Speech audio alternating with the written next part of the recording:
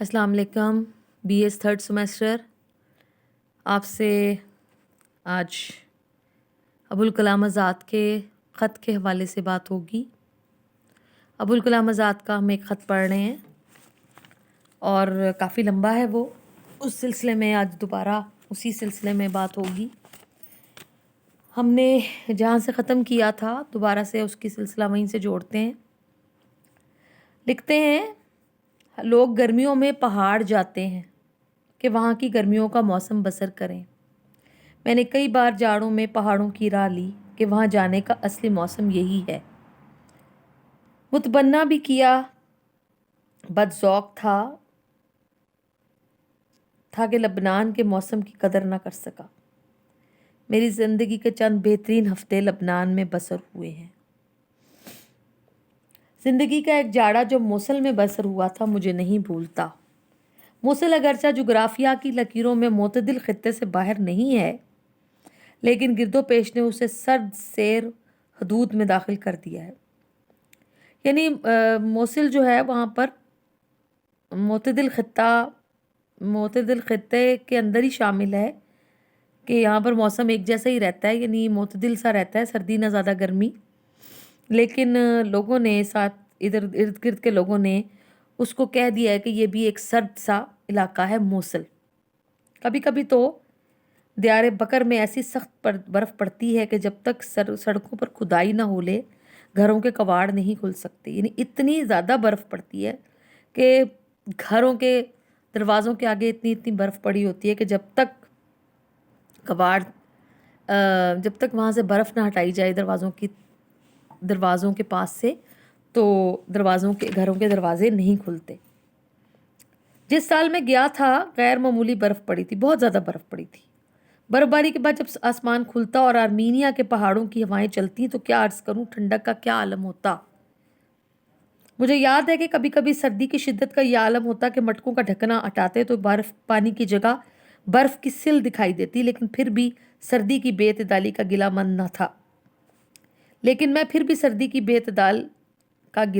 था। यानी मैं वहाँ पे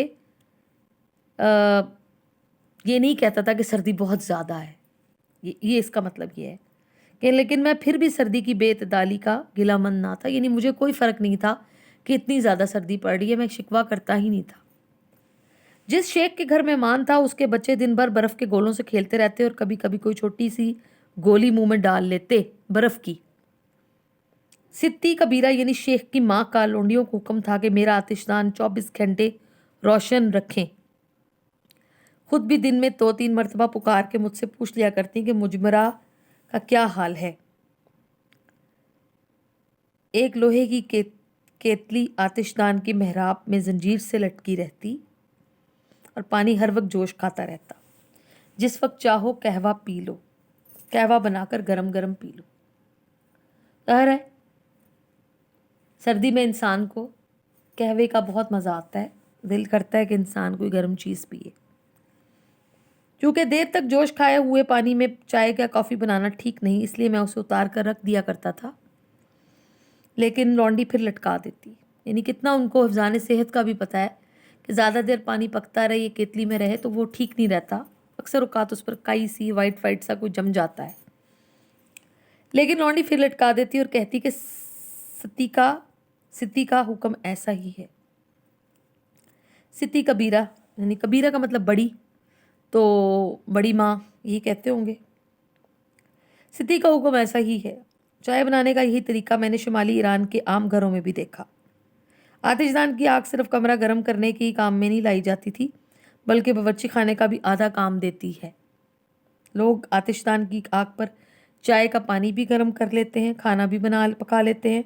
अगर शुमाली ईरान के लोग ऐसा ना करें तो इतना ईंधन कहाँ से लाएं कि कमरों को भी गर्म रखें और बावर्ची खाने का चूल्हा भी सुलगता रहे। वहाँ के मकानों में आतिशदान इतने कुशादा होते हैं कि कई देचकियाँ इनमें बैक वक्त लटक सकती हैं। यानी आतिशदान में 3-4 देचकियाँ लटका के वो पका लें। वहाँ के आतिशदान की मेहराब में तामीर के वक्त हल्के डाल दिए जाते हैं, ठीक इसी तरह जैसे हमारे मकानों की छतों में पड़े होते हैं। इन्हीं हल्कों में जंजीर डाल दी और केतली या देचकी लटका दी। बास शहरों की सरायों के हर कमरे में आतिशदान बना है। जाड़ों में सरायची इसी आतिशदान पर पुलाव दम देकर आपको खिला देगा और कहेगा जाओ जाए गरम मगजारिद व बखूरिद, जाए गरम मगजारिद व बखोरिद।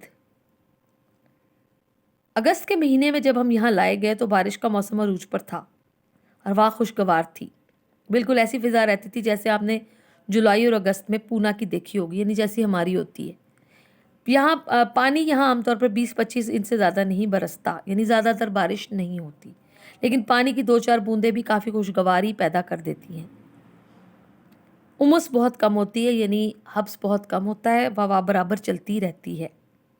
सितंबर अक्टूबर इसी आलम में गुजरा, लेकिन नवंबर शुरू हुआ तो तबीयत इस ख्याल से अफसुदा रहने लगी कि यहाँ सर्दी का मौसम बहुत हल्का होता है।